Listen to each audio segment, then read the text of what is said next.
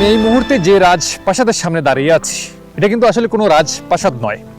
এটা হচ্ছে 14তম লোই রাজা যিনি ছিলেন, তিনার একজন অর্থমন্ত্রী এই বাসভবনে বসবাস করতেন। তিনি মারা যাওয়ার পর এটাকে একটা মিউজিয়াম হিসাবে রাখা হয়েছে। ফ্রান্সের বিভিন্ন ঐতিহ্য ইতিহাস এখানে রাখা আছে, এটা একটা মিউজিয়াম হিসাবে ব্যবহৃত হচ্ছে।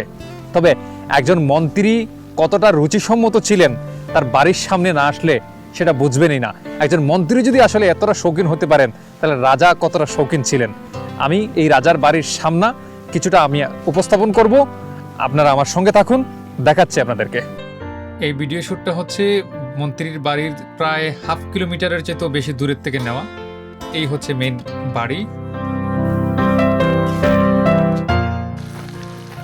এটা একটা সামনা ওনার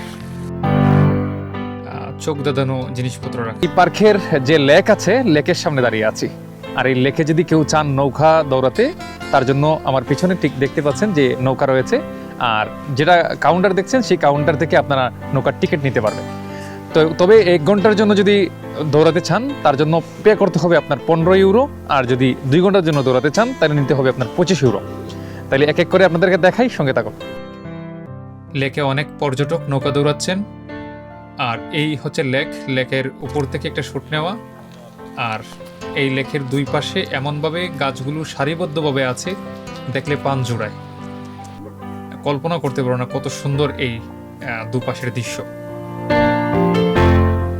আমরা প্রায় শেষ প্রান্তরে, আজ এখানে শেষ করছি।